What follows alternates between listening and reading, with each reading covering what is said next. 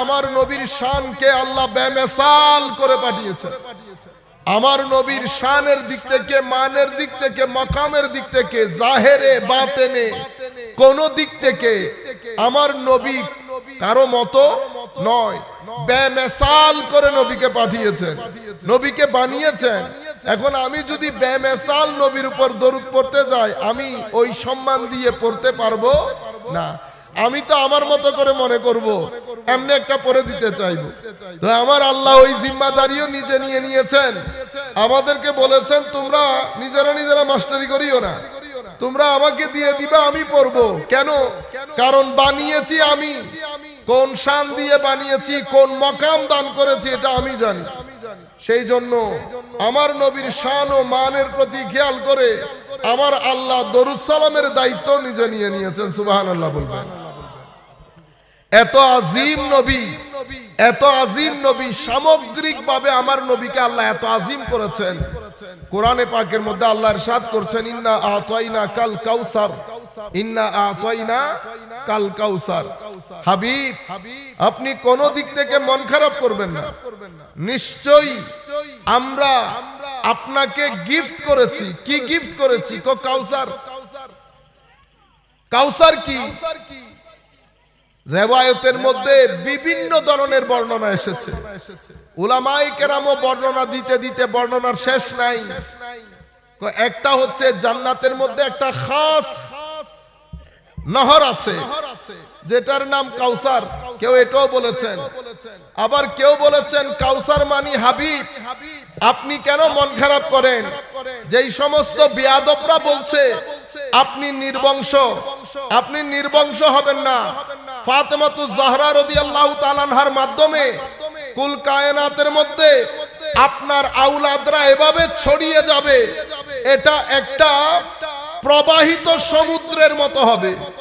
আজকে এক ফাতেমা রাদিয়াল্লাহু তাআলা আনহার মাধ্যমে কুল কায়নাতের মধ্যে আলে বাইতে রাসূল শুধু ছড়িয়ে যায় নাই, আজকের দিন পর্যন্ত পৃথিবীতে দ্বীনের যারা সাচ্চা খেদমত আঞ্জাম দিচ্ছে সবাই আলে বাইতে রাসূল, সবাই আলে বাইতে রাসূল। মূলের মধ্যে আলে বাইত আছে। অথবা বলা হচ্ছে হাবিব আপনি মন খারাপ করুন, আপনি মন খারাপ করতে হবে না। এরা যারা বলছে আপনি নির্বংশ, এদের কোনো অস্তিত্ব, এদের কোনো নাম ও নিশানা খুঁজে পাওয়া যাবে না। যেই পরিমাণ উম্মত আমি আপনাকে দান করেছি, কতটুকুন উম্মত? জান্নাতের 120 কাতার মানুষের মধ্যে 80 কাতার আপনার উম্মত হবে। খাইরে কাসির দান করেছে, আপনি কেন মন খারাপ করবেন? কেউ কেউ বলেছেন কাউসার মানি কোরআনে পাক। কিরকম? আল্লাহর ঐশী সমস্ত জ্ঞান ভান্ডার আল্লাহ বিভিন্ন কিতাব নাজিল করে ওই কিতাবগুলোর মধ্যে দিয়েছে। সমস্ত কিতাবকে আবার আল্লাহ কোরআনে পাকের মধ্যে একীভূত করেছে। সেই কোরআনকে আমার আল্লাহ রাসূলে পাকের সিনার ভিতরে দিয়েছে। এবার আপনি চিন্তা করে দেখেন, আমার আল্লাহ বলতে চাচ্ছেন হাবিব আপনি কেন মন খারাপ করবেন? আমি কোরআনের মতো একটা আজিম কিতাব আপনাকে দান করেছি, সুতরাং আপনি মন খারাপ করার কোনো কারণ নাই। কেউ বলেছে কাউসার মানি মাকামে মাহমুদ।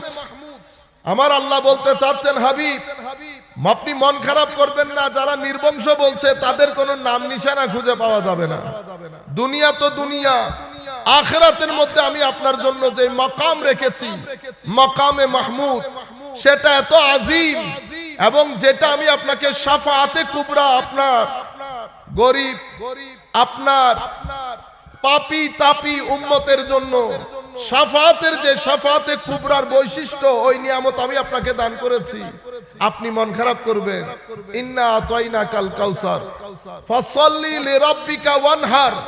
অতএব আপনি এদিকে দৃষ্টিপাত না করে আপনি আপনার রবের ইবাদতের প্রতি ধাবিত হন, কনসেন্ট্রেট করুন, ফোকাস করুন। আল্লাহর পেয়ারা মাহবুবকে নিয়ামতের কথা স্মরণ করিয়ে দিয়ে আমার আল্লাহ নামাজের কথা বলেছে। এখন আমরা যদি এশকে রসুলের নাম দিয়ে নামাজ না পড়ি তাইলে এশকে রসুল হবে না, এশকে রসুল হবে না। নামাজ বাদ দিলে চরিত্র ঠিক রাখতে পারবেন না, নামাজ বাদ দিলে টেনশন মুক্ত জীবন যাপন করতে পারবেন না, নামাজ বাদ দিলে মানসিক অশান্তি থেকে নিজেকে মুক্ত রাখতে পারবেন না। মনে রাখবেন ওষুধপত্র খেয়ে মানসিক শান্তি আসবে না। মানসিক শান্তি আসার জন্য মন যিনি বানিয়েছেন তার স্মরণ করতে হবে। তার স্মরণের উত্তম উপায় হচ্ছে নামাজ। আপনি যদি নামাজ বন্ধ করে দেন, সালাত বন্ধ করে দেন, তাইলে আপনার মানসিক যে দুরবস্থা হবে সেই দুরবস্থা থেকে আপনারা নিজেদেরকে রেহাই দিতে পারবেন না। মনে রাখবেন, আমরা আদ-দুনিয়া মাজরাতুল আখিরা বলেছে আমার নবী। দুনিয়া হচ্ছে আখিরাতের শস্য ক্ষেত্র। তো দুনিয়াতে চাষ করবে মুমিন। এখন আপনি চাষাবাদ যতটুকুন করবেন ফল ফ্রুটও ততটুকুন আসবে। আপনি যদি সামান্য জায়গায় চাষাবাদ করে 1 বছর ফল খেতে চান, এটা হবে না। তাহলে আপনাকে কি করতে হবে? আপনাকে চাষাবাদ করতে হবে। কতটুকুন চাষাবাদ? কিছু আপনি করবেন, বাকি বরকত আল্লাহ দান করবে। কিন্তু আপনি যদি হাত গুটিয়ে বসে থাকেন রহমতের আশায়, কবরে আল্লাহ রহমত করবে আপনার ইবাদত দেখে। কি দেখে? কতটুকুন স্মরণ আপনি দুনিয়াতে আল্লাহকে করেছেন, এই স্মরণের উপর খেয়াল করে আপনি কবরে রহমত পাবেন। শানে রিসালতে বিয়াদবি করলে কবরে রহমত আসবে না। আউলিয়ায়ে কেরামের শানে বিয়াদবি করলে কবরে রহমত আসবে না। সাহাবায়ে কেরাম আলে বাইত রাসূলের শানে বিয়াদবি করলে কবরে রহমত আসবে না। নামাজ না পড়লে, কোরআনের তিলাওয়াত না করলে, মানুষকে সহযোগিতা না করলে কবরের মধ্যে রহমত আসবে না। প্রত্যেকের জন্য রহমত দরকার। রহমত ছাড়া কেউ বাঁচতে পারবে না। কিন্তু রহমতের জন্য ইবাদত দরকার। রহমতের জন্য ইবাদত দরকার। আখেরি পয়েন্ট আমি আপনাদেরকে বলি, সম্মানিত উপস্থিতি, এই বিষয়গুলো আমাদের খেয়াল করা দরকার। আমাদের সামনে চাষাবাদ 2 ধরনের। কয় ধরনের? 2 ধরনের। এক ধরনের যেটা আমরা করি, আরেক ধরনের হচ্ছে আমাদের ছেলে সন্তান, ছেলে স্ত্রী পুত্র, আমাদের ছেলে মেয়ে সন্তান। এটাও আমাদের জমিন, এটাও আমাদের জমিন। এই জমিনে পেটে ভাত জোগাবে, ওই জমিনে কবরে গেলে তখনকার ভাত জোগাবে। আপনি সিদ্ধান্ত নেবেন আপনার জীবনে আসল জমিন কোনটা। আপনি যদি ছেলে মেয়েদেরকে ঘরের মধ্যে বসে রাত দিন গালাগালি করেন আর ক্ষেতের মধ্যে পানি ডালেন, পেটের ভাত আসবে, মনের ভাত উড়ে যাবে। মনের ভাত উড়ে যাবে। আপনি বলবেন, হুজুর আমি গরিব মানুষ। গরিব মানুষের সাথে মুখের গালির কোনো সম্পর্ক নাই। আপনারা মাথায় রাখবেন, ঘরের মধ্যে সকালবেলা উঠে জমিনে চলে যান, আমরাও যাই, পানি ডালতেছি ক্ষেতের মধ্যে। কেন? গাছ বাড়ার জন্য। কিছু পানি আপনার ছেলে মেয়েরও দরকার। আগে জমিনের পানি ডালার আগে ঘরের ছেলে মেয়ের গুড়ায় পানি ডালেন। কি দিয়ে? তরবিয়ত দিয়ে। তাদেরকে ইবাদত শিখান, আখলাক শিখান, বড়দের সম্মান শিখান, কোরআনে পাক শিখান, আমার নবীর দরুদ শিখান, মহব্বত শিখান। এটা হচ্ছে আসল কি খেতি। এটা পরকালে কাজে আসবে। আর দুনিয়ার মধ্যে যেই খেতি আমরা করি এটা দুনিয়াতে কাজে আসবে। কারণ এটাও দরকার, ওইটাও দরকার, সবচেয়ে বেশি দরকার পরেরটা। আপনি যদি ঘরের খেতি বাদ দিয়ে সব সময় যদি ওই ক্ষেত নিয়ে পড়ে থাকেন, তো এন্তেকালের পরে আপনি কবরের মধ্যে শুয়ে থাকবেন, কেউ আপনার ত্রিসীমানা দিয়েও যাবে না। আপনি ঘরে গালিগালাজ করেছেন, আপনার ছেলে সন্তান স্ত্রী পুত্র পুরো পরিবেশ নষ্ট করে দিয়েছেন। আপনি হাঁটুর উপরে কাপড় তুলে হেঁটেছেন, আপনি পরিবার পরিজনের তরবিয়ত পুরা জমিন নষ্ট করে দিয়েছেন। জমিন নষ্ট করে দিয়েছে।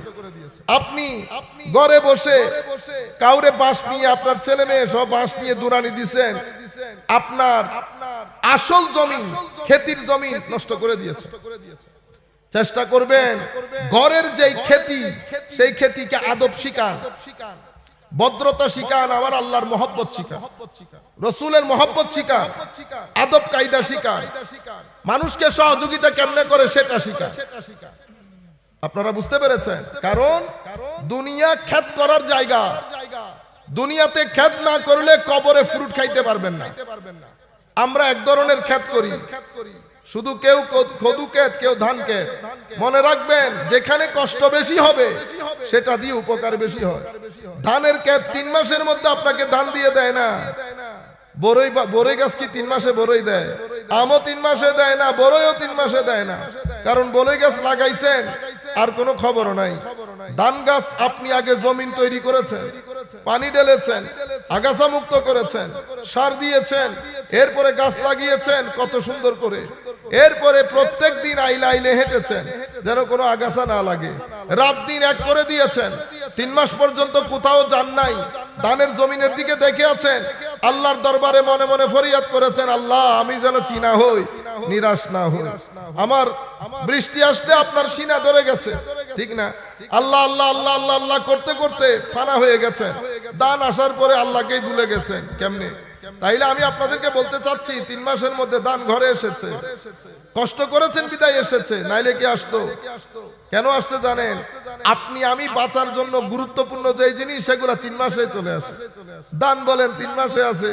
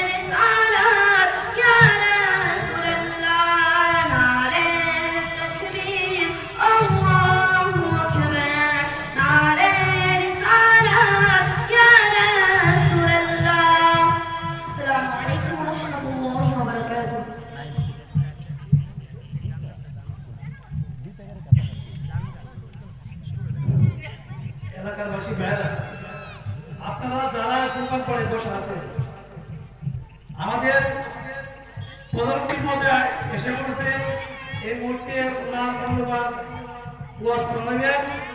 আপনারা দয়া করে দোকান পাড়ে সারাসরে না বসে মাহফিলে চলে আসেন। আর কোন দোকান পাড়ে যদি কোনো টিভি চালানো হয় দয়া করে বন্ধ করেন। আমি আসতে যদি সামনে বাইক চিনি ভেঙে আসবো। মারহাবা মারহাবা। আপনার সম্মুখে খুব সুন্দর নাত রাসূল সাল্লাল্লাহু আলাইহি ওয়াসাল্লাম পরিবেশন করে শুনিয়েছে অত্র মাদ্রাসার শিক্ষার্থী নয়ন। এই পর্যায়ে আপনাদের সম্মুখে গুরুত্বপূর্ণ তাকরীর পেশ করে শোনাবেন আজকের মাহফিলের প্রধান অতিথি, আন্তর্জাতিক ইসলামিক স্কলার, তরুণ প্রজন্মের আইডল, মুফাসসিরে কুরআন আল্লামা শেখ ডক্টর সাইফুল আজম বাবু আল আজহারি হাফিজাহুল্লাহ। হুজুরের মূল্যবান বয়ান পেশ করার জন্য কমিটির পক্ষ থেকে সবিনয় অনুরোধ জানাচ্ছি। আলহামদুলিল্লাহ আলহামদুলিল্লাহ ওয়াসসালাতু ওয়াসসালামু আলা রাসূলিল্লাহ ওয়া আলা আলিহি ওয়া সাহবিহি ওয়া মাওয়ালা মা বা'দ। فقد قال الله سبحانه وتعالى في القرآن الكريم بسم الله الرحمن الرحيم إن الله وملائكته يصلون على النبي يا أيها الذين آمنوا صلوا عليه وسلموا تسليما اللهم صل على سيدنا مولانا محمد وعلى آل سيدنا مولانا محمد نبي উঁচু করলেন মহান প্রভু রব্বানা ওয়া রাফা'না লাকা যিকরাক কোরআন পাকের ঘোষণা আল্লাহুম্মা সাল্লি আলা সাইয়্যিদিনা মাওলানা মুহাম্মদ ওয়া আলা আলি মাওলানা মুহাম্মদ। গাছে ছিল বাসে ছিল ছিল বনের হরিণী মানব কোলে জন্ম লইয়া নবীজিকে চিনলাম না। আল্লাহুম্মা সাল্লি আলা সাইয়্যিদিনা মাওলানা মুহাম্মদ ওয়া আলা আলি সাইয়্যিদিনা মাওলানা মুহাম্মদ। বিসমিল্লাহির রহমানির রহিম। ইসাব্বিতুল্লাহু আল্লাযীনা আমানু বিল কওলি সাবিতি ফিল হায়াতিদ দুনিয়া ওয়া ফিল আখিরাহ ওয়া ইউদিল্লুল্লাহু আয-যালিমিনা ওয়া ইয়াফআলু মা ইয়াশা। সাদাকাল্লাহু মাওলানাল আযীম ওয়া সাদাকা রাসূলুহুন নবিয়্যুল হাবিবুল কারীম। পবিত্র মেরাজুন নবী সাল্লাল্লাহু আলাইহি ওয়াসাল্লাম হযরত খাজা মাইনুদ্দিন চিশতি হাসান সঞ্জারি রাদিয়াল্লাহু তাআলা আনহুর উরসে পাক এবং এলাকাবাসীর আত্মীয় স্বজন পাড়া প্রতিবেশী যারা কবরবাসী হয়েছে তাদের ইসালে সওয়াব এবং মাদ্রাসার হাফেজ ছাত্রদের দস্তারে ফজিলত উপলক্ষে আয়োজিত আজকের এই সালানা জলসা এবং মিলাদ মাহফিলের সম্মানিত সভাপতি হাজী মুমতাজ উদ্দিন সাহেব, সম্মানিত সহ সভাপতিবৃন্দ, আজকের এই অনুষ্ঠানে সম্মানিত বিশেষ অতিথি শেখ সৈয়দ গোলাম কিবরিয়া আল আজহারি সাহেব কিবলা মুদ্দাজিল্লুহুল আলী, বিশেষ করে আজকের এই মাহফিল এর সার্বিক পরিচালনায় যিনি আছেন আমাদের অত্যন্ত স্নেহের শাইখ কে এম মুবারক হুসাইন কাদরি সাহেব, মাওলানা মুফতি কারি মিসবাহুর রহমান রফিকি সাহেব সহ আমন্ত্রিত উলামা ইকরাম, স্টেজ উপবিষ্ট সুধীজন সকলের প্রতি সশ্রদ্ধ সালাম রেখে আমরা আমাদের আলোচনা, সংক্ষিপ্ত আলোচনা শুরু করছি। আসসালামু আলাইকুম ওয়া রাহমাতুল্লাহি তাআলা ওয়া বারাকাতুহু। আমরা এখন এমন একটা পরিস্থিতির মধ্যে পড়েছি, আমার নবী সাল্লাল্লাহু আলাইহি ওয়াসাল্লাম ইরশাদ করেছেন এই সময়টাকে যে পুরা পৃথিবী থেকে আস্তে আস্তে ঈমান, ইলম এবং ইখলাস এই তিনটা জিনিস পরিপূর্ণরূপে পৃথিবী থেকে উঠে যাবে। কিতাবপত্র, লাইব্রেরি, মাদ্রাসা, উস্তাদ কোনো কিছুর অভাব হবে না, কিন্তু সামগ্রিকভাবে ইলম যেটাকে বলে ইলমে নাফে, উপকারী জ্ঞান, কলব বাতেনের ইলম, যেটার মাধ্যমে মানুষ তাকওয়া পরহেজগারি অর্জন করে, আল্লাহর খৌফ ও খশিয়ত মানুষের সিনার ভিতরে আসে, পরকালের প্রতি একটা মহব্বত আসে, আল্লাহর প্রতি একটা মহব্বত আসে, রাসূলের প্রতি সাল্লাল্লাহু আলাইহি ওয়াসাল্লাম মহব্বত আসে, এবং মানুষ আল্লাহ ভীতি এবং কবরের ভীতি মানুষের ভিতরে জাগরিত হয়। সেই ধরনের ইলম পৃথিবী থেকে আস্তে আস্তে উঠে যাবে। কিতাবপত্র থাকবে, মাদ্রাসা থাকবে, সবকিছু থাকার পরেও আমার নবী সাল্লাল্লাহু আলাইহি ওয়াসাল্লাম বলেছেন এমন জ্ঞান, যে জ্ঞান মানুষকে পরকালমুখী করে, যে জ্ঞান মানুষকে সভ্য করে, যে জ্ঞান মানুষের আখলাককে উন্নত করে, এই ইলমগুলা আস্তে আস্তে সমাজ থেকে উঠে যাবে। এমন অবস্থা সৃষ্টি হবে উপকারী জ্ঞানের জ্ঞানী সমাজ থেকে একেবারে শেষ হয়ে যাবে। আমার নবী সাল্লাল্লাহু আলাইহি ওয়াসাল্লাম আরো ইরশাদ করেছেন যে সেই সময় পুরা পৃথিবী থেকে ঈমান পালাতে শুরু করবে। যেভাবে সাপ নিজেকে বাঁচানোর জন্য গর্তের দিকে পালিয়ে যায়, সেইভাবে ঈমান পুরা পৃথিবী থেকে পালিয়ে যাবে, পালিয়ে মদিনা শরীফ চলে যাবে। এটা আমাদের জন্য অসম্ভব ভয়ঙ্কর একটা কথা, যে আমাদের পরবর্তী প্রজন্ম এবং বর্তমান সময়ের যারা তরুণ প্রজন্ম তাদের জন্য অসম্ভব অ্যালার্মিং একটা কথা, যে মদিনা শরীফের দিকে ঈমান চলে যাবে। অথচ ঈমানের আলামতওয়ালা যত স্থান, মাদ্রাসা বলেন, মসজিদ বলেন, সবকিছু থেকে যাবে, কিন্তু ঈমানের কোনো জায়গা হবে না, অথচ মুসলমানও বেড়ে যাবে। আমার নবী সাল্লাল্লাহু আলাইহি ওয়াসাল্লাম ইরশাদ করেছেন, তিনটা জিনিস পৃথিবী থেকে একেবারে নাই হয়ে যাবে। তোর মধ্যে একটা জটিল জিনিস, অসম্ভব গুরুত্বপূর্ণ জিনিস নাই হয়ে যাবে, সেটা হচ্ছে ইখলাস। ইখলাস মানে আমি কোনো কিছু করলে আল্লাহ আল্লাহ রাসূলের সন্তুষ্টির জন্য করব, কারো উদ্দেশ্য না, শুধু ট্র্যাডিশন রক্ষা করার জন্য। ইখলাস উঠে যাবে বলেছেন। এবং আমরা যদি বর্তমান সময়ে দেখি তো সে একটা সিচুয়েশনের মধ্যে আমরা পড়েছি। ইখলাস বলেন, ঈমান বলেন, ইলম বলেন, আমার নবী সাল্লাল্লাহু আলাইহি ওয়াসাল্লাম এও ইরশাদ করেছেন যে সময় এত কঠিন থেকে কঠিনতর হবে, মসজিদের মধ্যে মুসল্লি ভর্তি হবে, কিন্তু মুমিন থাকবে না। আমার নবী সাল্লাল্লাহু আলাইহি ওয়াসাল্লাম আরো ইরশাদ করেন যে হে আমার উম্মত, বাদিরু বিল আমালিস সালিহা, তোমরা ফিতনার আঁচলে, ফিতনার চাদরে আবৃত হওয়ার আগে তোমরা ভালো আমলগুলা করে নাও। সময় এত জটিল থেকে জটিলতর হবে যে দিনের আলো অথবা রাতের অন্ধকার যেমন দিনের আলোকে ঘুটঘুটে অন্ধকারে পরিণত করে, ঠিক সেভাবে ফিতনার চাদরে তোমরা আবৃত হয়ে যাবে।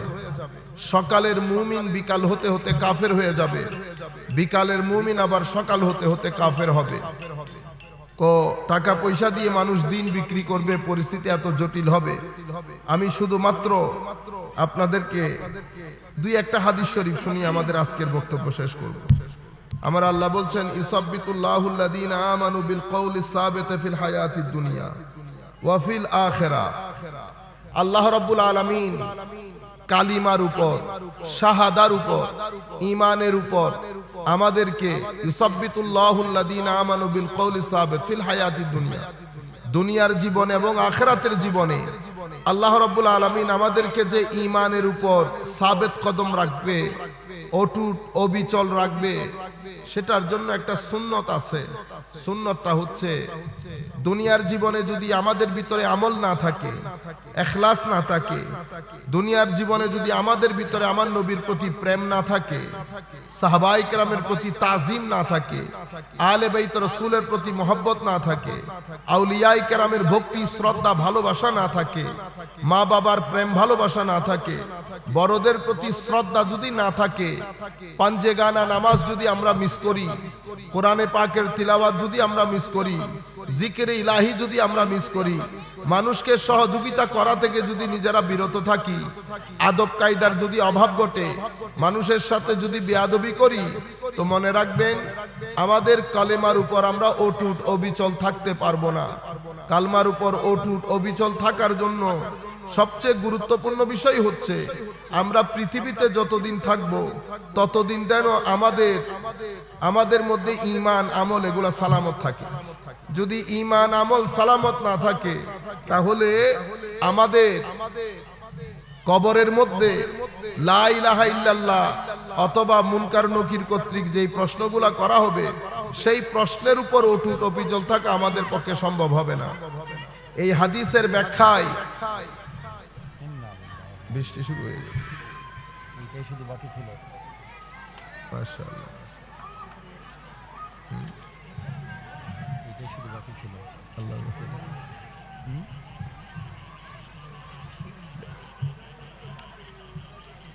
জিকির করলে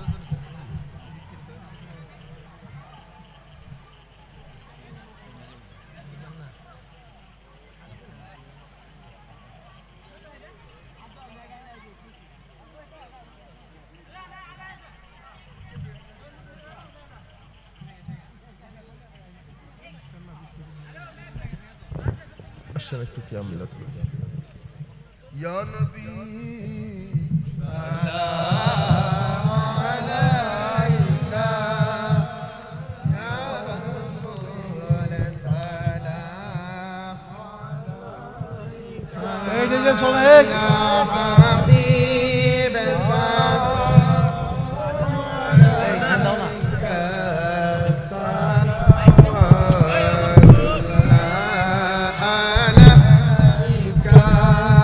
या नबी सलाम अलैका या रसूल सलाम अलैका या हबीब सलाम अलैका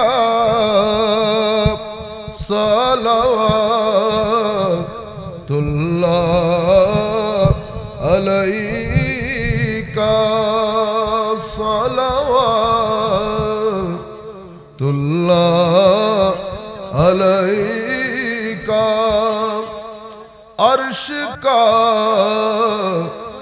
काबा मदीना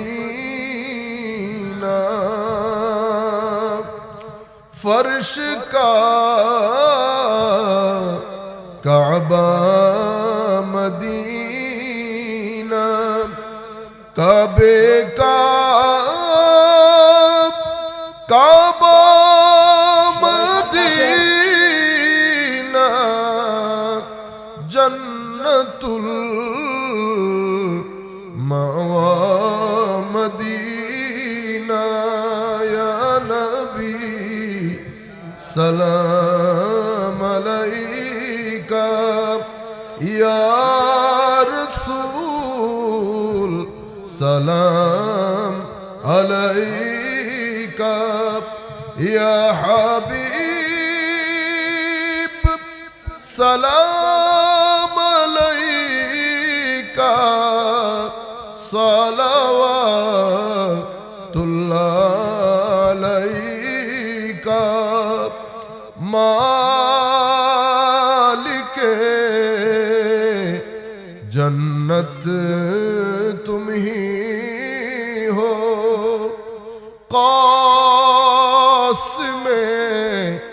नेमतें तुम ही हो साक़िए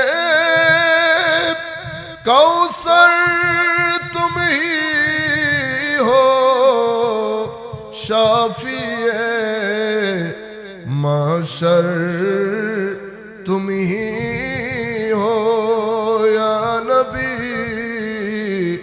सलाम अलैका या रसूल सलाम अलैका या हबीब सलाम अलैका सलावतुल्लाह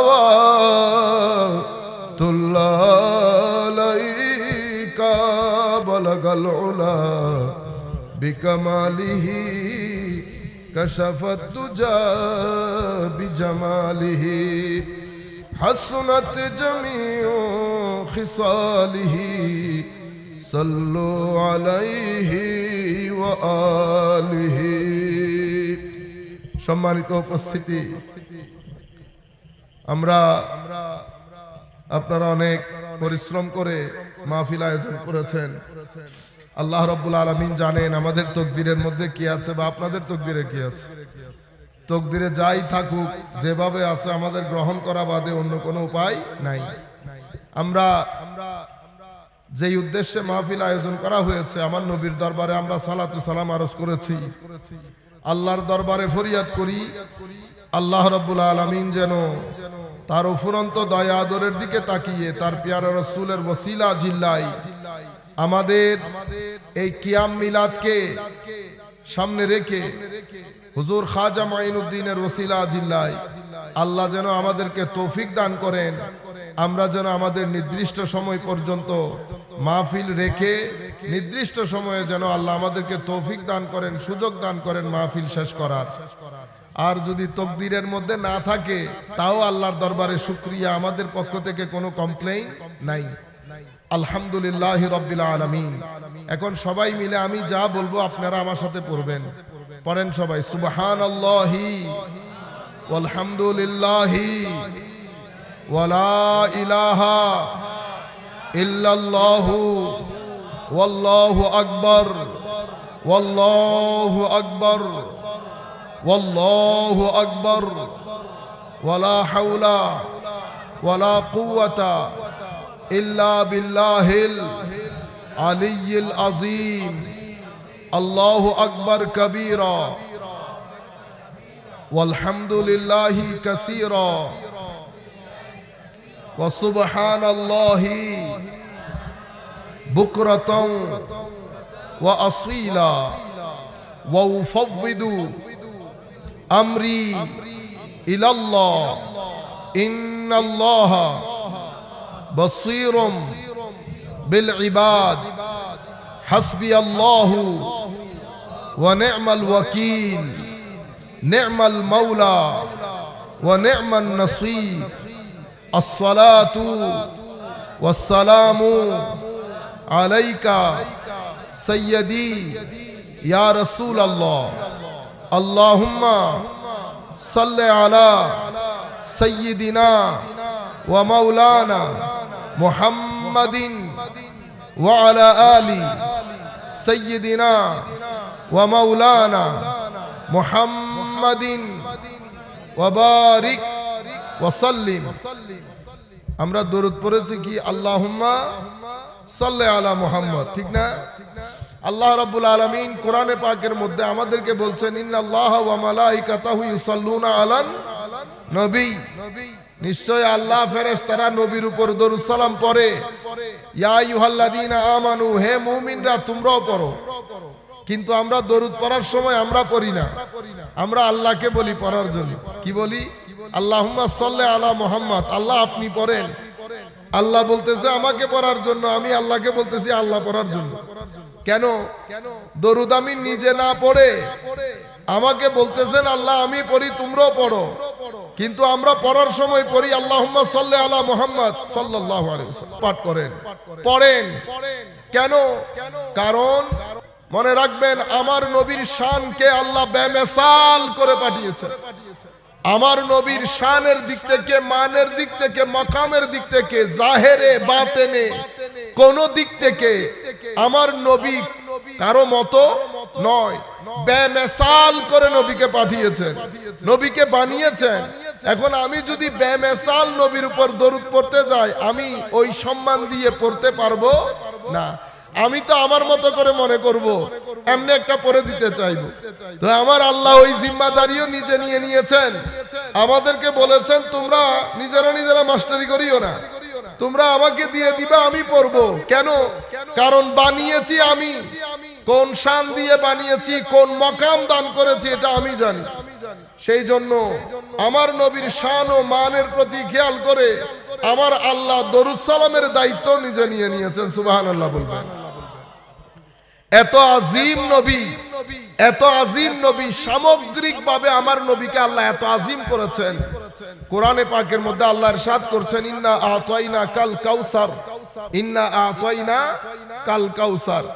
হাবিব আপনি কোন দিক থেকে মন খারাপ করবেন না। নিশ্চয়ই আমরা আপনাকে গিফট করেছি। কি গিফট করেছি? কাউসার। কাউসার কি? রিওয়ায়াতের মধ্যে বিভিন্ন ধরনের বর্ণনা এসেছে। উলামায়ে কেরামও বর্ণনা দিতে দিতে বর্ণনার শেষ নাই। একটা হচ্ছে জান্নাতের মধ্যে একটা খাস নহর আছে যেটার নাম কাউসার। কেউ এটাও বলেছেন, আবার কেউ বলেছেন কাউসার মানি হাবিব। আপনি কেন মন খারাপ করেন? যেই সমস্ত বেয়াদবরা বলছে আপনি নির্বংশ, আপনি নির্বংশ হবেন না। ফাতেমাতুজ জাহরা রাদিয়াল্লাহু তাআলা আনহার মাধ্যমে কুল কায়নাতের মধ্যে আপনার আওলাদরা এভাবে ছড়িয়ে যাবে, এটা একটা প্রবাহিত সমুদ্রের মতো হবে। আজকে এক ফাতেমা রাদিয়াল্লাহু তাআলা আনহার মাধ্যমে কুল কায়নাতের মধ্যে আহলে বাইত রাসূল শুধু ছড়িয়ে যায় নাই, আজকের দিন পর্যন্ত পৃথিবীতে দ্বীনের যারা সাচ্চা খেদমত আঞ্জাম দিচ্ছে সবাই আহলে বাইত রাসূল, সবাই আহলে বাইতে রাসূল, মূলের মধ্যে আহলে বাইত আছে। অথবা বলা হচ্ছে হাবিব আপনি মন খারাপ করুন, আপনি মন খারাপ করতে হবে না। এরা যারা বলছে আপনি নির্বংশ, এদের কোনো অস্তিত্ব, এদের কোনো নাম ও নিশানা খুঁজে পাওয়া যাবে না। যেই পরিমাণ উম্মত আমি আপনাকে দান করেছি, কতটুকুন উম্মত? জান্নাতের 120 কাতার মানুষের মধ্যে 80 কাতার আপনার উম্মত হবে। খাইরে কাসির দান করেছে, আপনি কেন মন খারাপ করবেন? কেউ কেউ বলেছেন কাউসার মানি কোরআনে পাক। কিরকম? আল্লাহর ঐশী সমস্ত জ্ঞান ভান্ডার আল্লাহ বিভিন্ন কিতাব নাজিল করে ওই কিতাবগুলোর মধ্যে দিয়েছে। সমস্ত কিতাবকে আবার আল্লাহ কোরআনে পাকের মধ্যে একীভূত করেছে। সেই কোরআনকে আমার আল্লাহ রাসূলে পাকের সিনার ভিতরে দিয়েছে। এবার আপনি চিন্তা করে দেখেন, আমার আল্লাহ বলতে চাচ্ছেন হাবিব আপনি কেন মন খারাপ করবেন?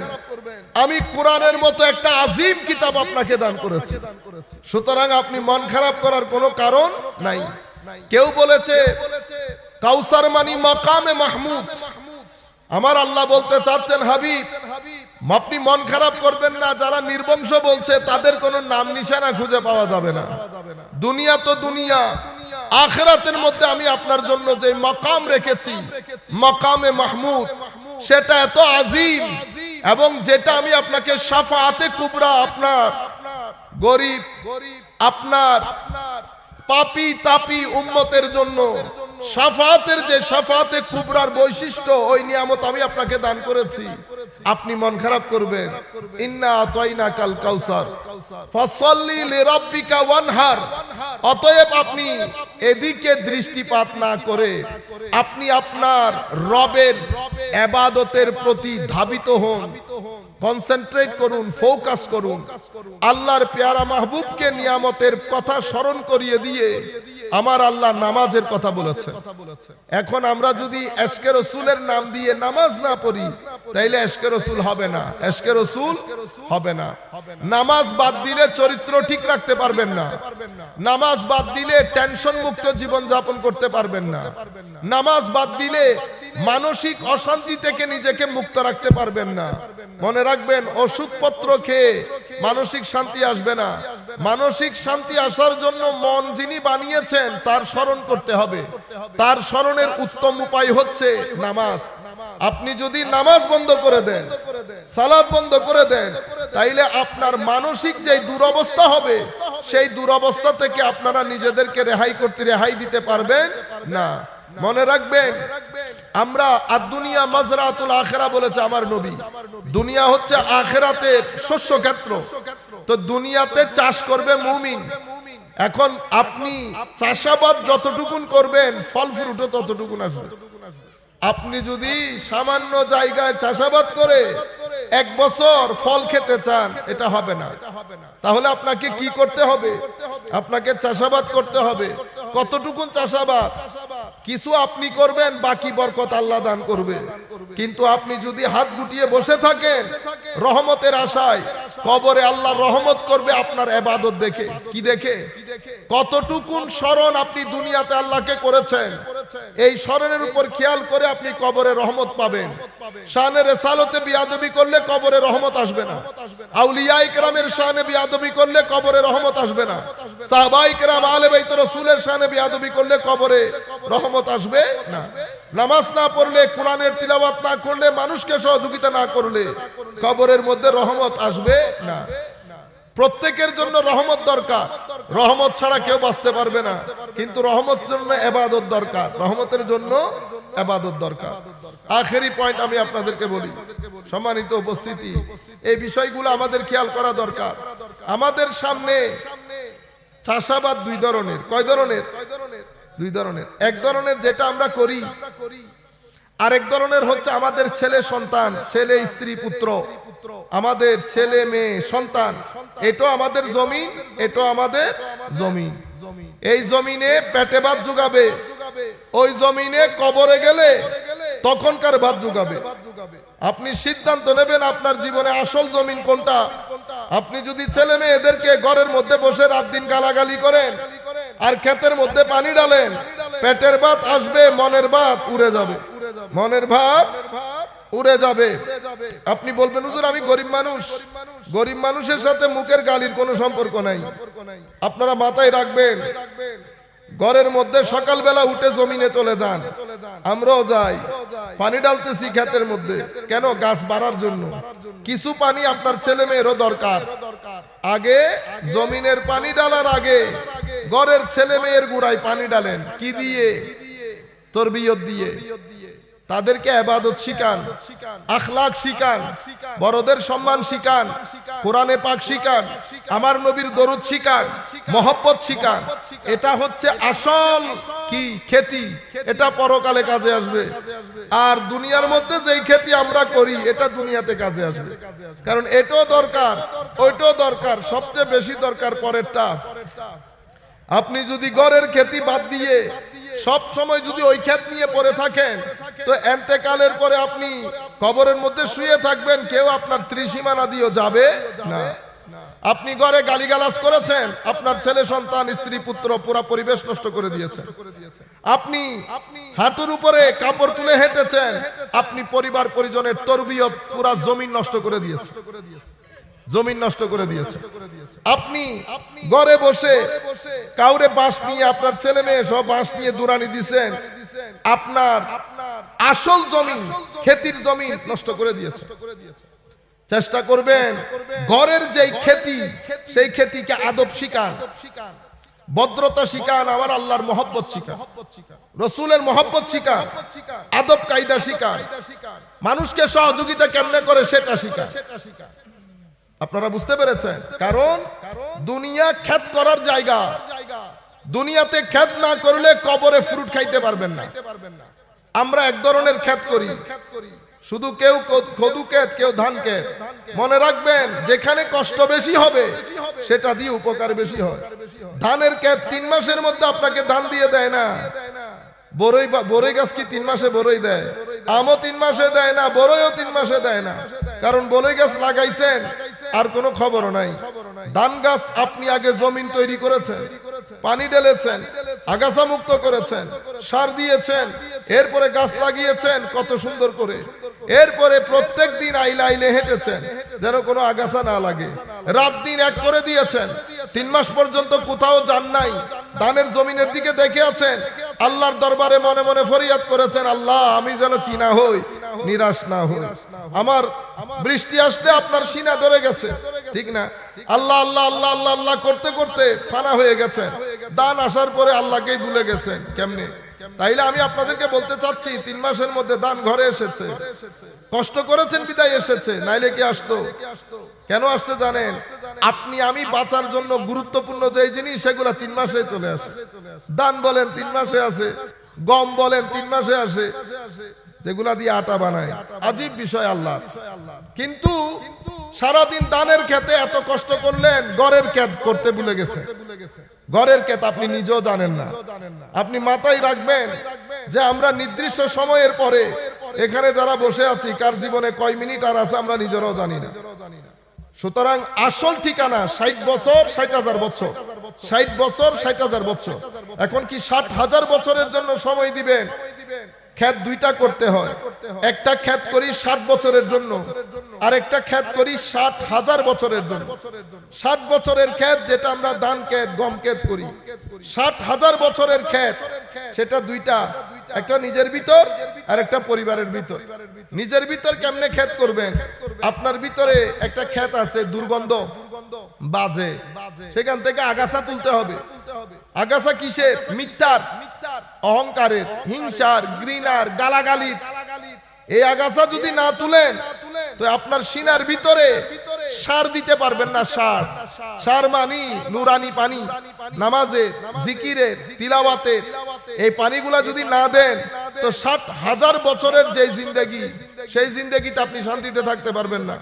এখানে যেমন বেশি রোদ পড়লে শার্ট একটা কান্দে তুলে আপনারা হাঁটেন না, গরমে দুনিয়ার সামান্য গরমে বেকুল হয়ে গেলেন, কবরের মধ্যে তো ডান বাম করতে পারবো না, সেটার চিন্তা করতে হবে না। মনে রাখবেন, শুধু কবরের জন্য না, আপনি দুনিয়ার জীবনও, আপনারা আমাদের মাথার ভিতরে ঢুকে গেছে টাকা বেশি যার সুখ বেশি তার, সেটা না, সেটা না, কিন্তু ঘটনা তো এটা না। টাকার মধ্যে কি সুখ আছে? টাকার মধ্যে সুখ আছে? তাহলে তো বাংলাদেশে যত টাকাওয়ালা মানুষ সবাই সুখ বিক্রি করত। কি বিক্রি করত? সুখ। কোন কৃষকের ছেলে আত্মহত্যা করতে শুনেছেন? কোন কৃষকের ছেলে আত্মহত্যা করতে শুনেছেন? বড় লোকের পোলারা করে, ঠিক আছে? কোন কৃষকের পোলা এই পর্যন্ত মদ খাইয়া জুয়া খাইয়া রাত্রার মধ্যে পড়েছিল, পুলিশ অ্যারেস্ট করে নিয়ে গেছে, পাইছেন? বড়দের গুলা হয়, বড়দের গুলা হয়। কেন? কারণ আমার আল্লাহ টাকার মধ্যেও সুখ রাখে নাই, গাড়ির মধ্যেও রাখে নাই, বাড়ির মধ্যেও রাখে নাই, ইলেকট্রিসিটির মধ্যেও রাখে নাই, কোনো কিছুর মধ্যে রাখে নাই, সুন্দর সুন্দর কাপড়ের মধ্যেও সুখ রাখে নাই। সুখ থাকে মনে। কিসে? মনে। এখন যদি আমি আপনারে জিগাই, 10 বছরের ছেলেরে যদি জিগান এই মুহূর্তে কি জিনিস দিলে তুমি খুব সুখী হবে, খুশি হবে, এ বলবো চকলেট। 15 বছরের পোলারে যদি জিগান এ বলবে মোবাইল। দেখছেন, একই ছেলে 10 বছর বয়সে বলছে কি চকলেট, 15 বছর বয়সে বলতেছে মোবাইল, 20 বছর বয়সে বলতেছে 1 লাখ টাকা দিতে পারবেন নি, 25 বছর বয়সে বিয়ে, 30 বছর বয়স যখন হয়ে গেছে ভালো চাকরি, একই ছেলে সুখ খুঁজতেছে। দেখেন, ঠিক আছে? 50 বছর যখন হয়ে গেছে টাকা লাগবে, আর কিছুদিন চলে যায় ছেলে 60 বছর হওয়ার পরে বলতেছে দোয়া করেন ছেলেটা যেন ভালো হয়, ওইটাইতেই শান্তি। একই ব্যক্তি জবাব দিছে কি চকলেট, মোবাইল, একই ছেলে জবাব দিয়ে যাচ্ছে। তাইলে বোঝা যাচ্ছে সুখ চকলেটের মধ্যেও নাই। যদি চকলেটের মধ্যে সুখ থাকতো তাহলে তো সারা জীবন চকলেটের কথা বলতো। সুখ মোবাইলের ভিতরেও নাই, সারা জীবন মোবাইলের কথা বলতো। সুখ টাকার ভিতরেও নাই। যারা যারা টাকা আলা আমেরিকা ইংল্যান্ডি, হ্যাঁ, এরা আত্মহত্যা বেশি করে। তো টাকার ভিতরে সুখ থাকলে এরা আত্মহত্যা করে কেন? আপনারা বুঝতে ভুল করেছেন। টাকার ভিতরে আল্লাহ সুখ রাখে নাই, মনের ভিতরে রাখে। কিসের ভিতরে? মনের ভিতরে। এখন মন খুশি হয় কেমনে? টাকা বেশি থাকলে না, টাকা মনকে খুশি করে 3 দিনের জন্য। কয় দিনের?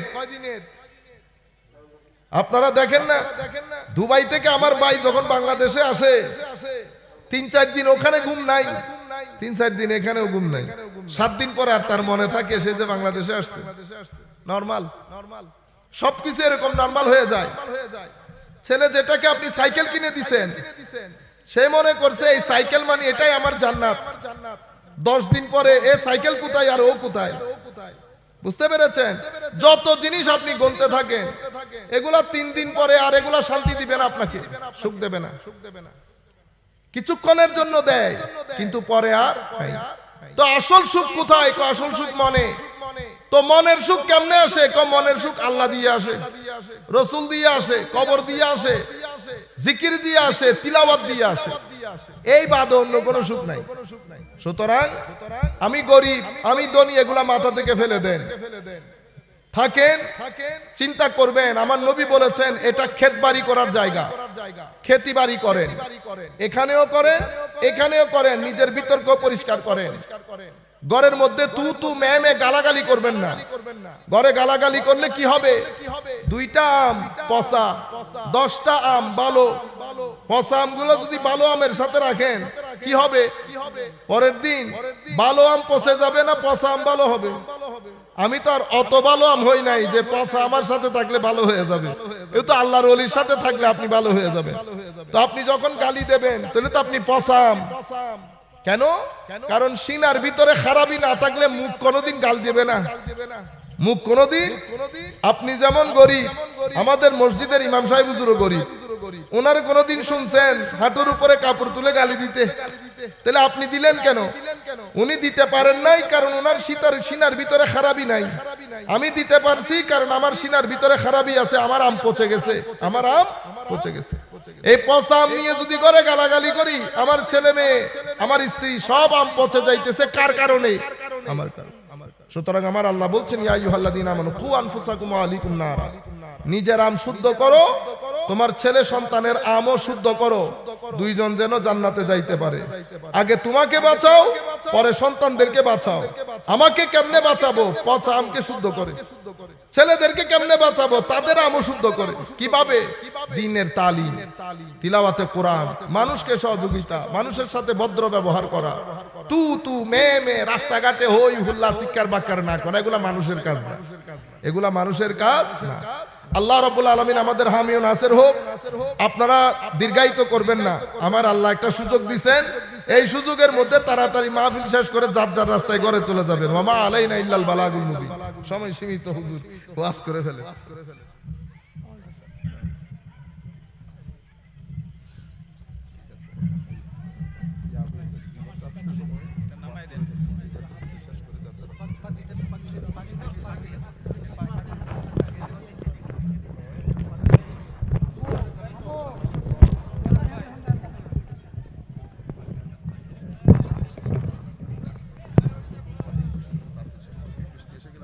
আমাদের মাহফিল চলবে। আমাদের মাদ্রাসার ছাত্র যে হাফেজ হয়েছে তাদেরকে পাগড়ি দিব।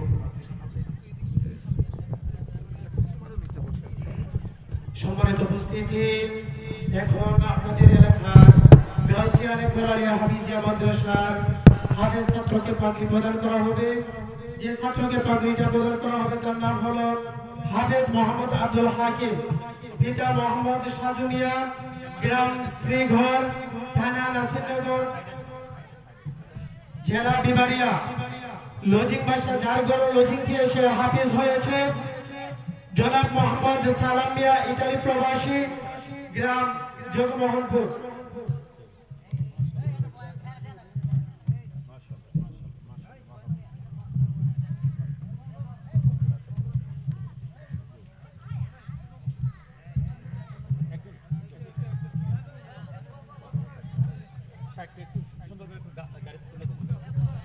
সকলেই বসেন।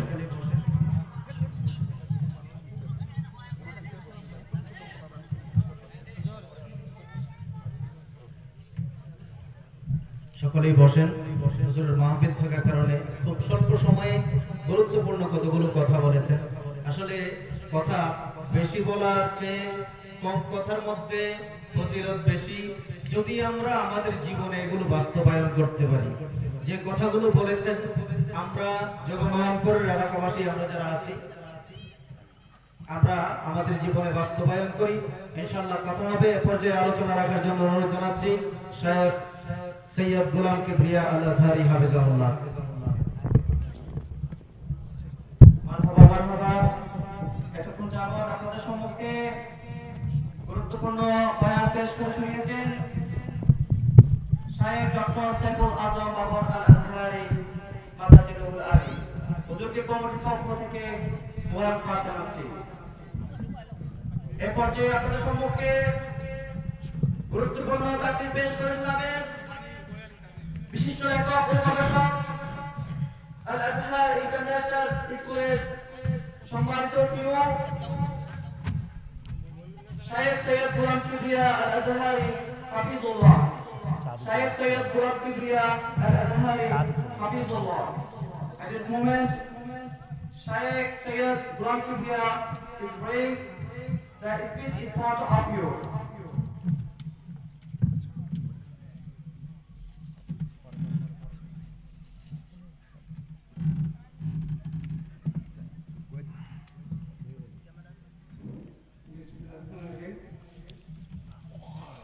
এখন আমাদের ভৈরব উপজেলার ভাইস চেয়ারম্যান পদে মোশাররফ হোসেন ভৈরবপুর হাজী মতিনের ছেলে, উনি উপস্থিত হয়েছেন। ওনার মন থেকে আপনাদের কাছে দোয়া চাইবে।